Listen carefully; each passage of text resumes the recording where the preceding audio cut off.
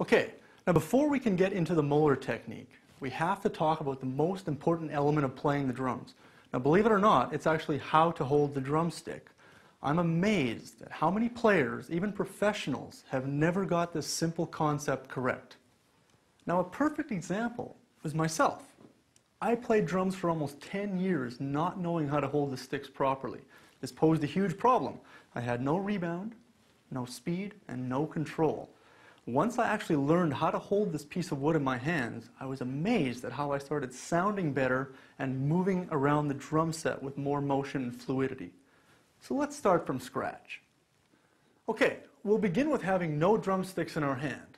The first thing I'd like you to do is take your right hand and make a gun with it, just like this, and now from your wrist, point it to the left, okay? And left-handed players, you do the opposite. Now at this point, I would like you to take your gun and lay it down just above the snare drum rim, just like that. Now at this point, we're going to take the barrel of the gun and bend it slightly at the first joint. Not too much, you don't want to do this. You just want to bend it just slightly enough to create a small little pocket between the tip of your finger and the second portion of your finger. Now, what we're going to do at this point is you're going to take your drumstick and you're going to rest the back of the stick in the pocket you created and the tip of the stick on the snare drum. Now what we have to do is we have to find the balance point of our drumstick. Now what that is it's the area of the stick that creates the most natural rebound when you let the stick naturally fall. Let me demonstrate. If I'm holding the stick way too far back and I lift the tip, I let it fall, it just dies. I get nothing out of the stick. Now if I have my index finger too far forward and I drop the stick, it's a very weak, unconvincing rebound.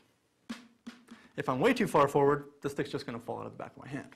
So what you've got to do is you have to find the sweet spot or the balance point of the stick. Now I use the Vic Firth Extreme 5A sticks, and I find that my balance point is in between the H and the Vic Firth flag there. And when I put my finger on that spot, listen to that. The stick wants to naturally rebound. Whether you push on the back of the stick or raise the front of the stick, there it is.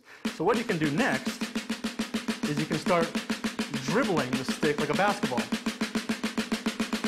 Not only have you found the balance point, you're going to impress all your friends. At this point, you've found the balance point. If you haven't found it, keep checking.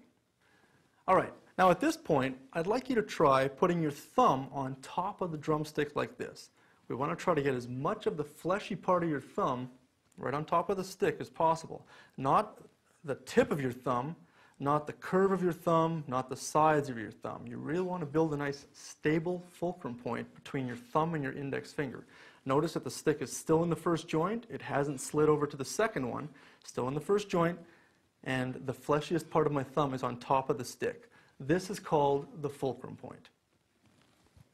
Your back fingers are not touching the stick yet. That's okay. We're going to get to that.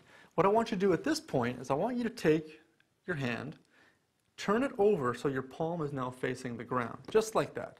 Fingers still aren't touching the stick. Now, if I raise my hand up from this point, I want the back of the stick to come in contact with the soft, fleshy part of my hand. Okay? Don't do this. Even if you were taught to do this way, try option B. Okay?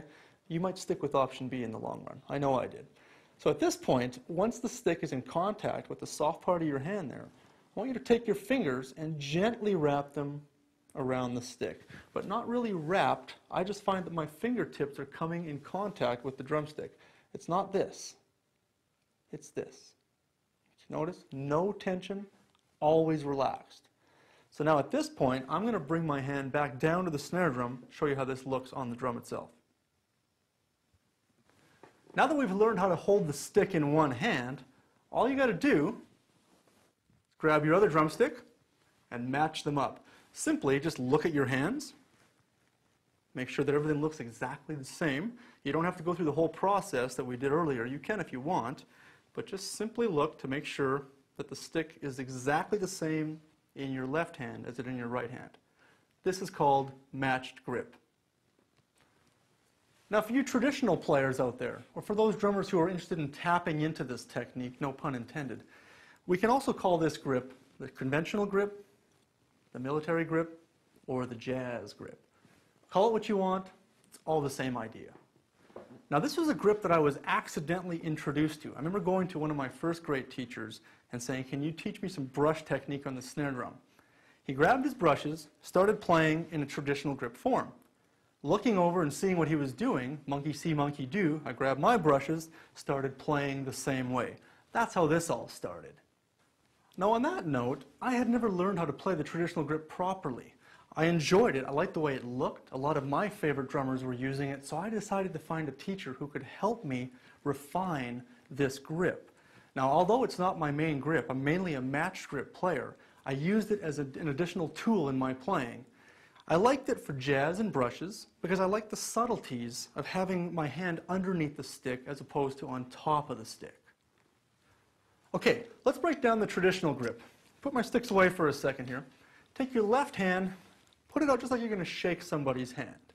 Now grab your drumstick, and I want you to place the stick, the back part of the stick, in the web portion of your hand between your index finger and your thumb, like so. Okay, now we have to find our old friend, the balance point again. So you might have to search for it. I'm using a different stick. I'm using Dom Famuleto's pad stick, so I got to search for it. Nope. Close.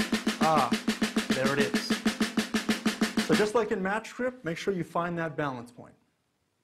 So now that we've found the sweet spot of the drumstick, what I'd like you to do is take your ring finger, place it underneath the drumstick like this. So right in between the tip of your finger and your second knuckle.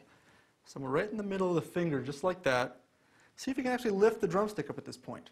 Something like that. You do that? Perfect. Now, let's take our middle finger and our index finger and gently rest it on top of the drumstick. Now notice that my hand is also not turned like this. I see a lot of players play like that. You have to avoid that because you really have no control. Keep it just like you're still shaking somebody's hand. At this point, I want you to practice this, relax, and always have fun.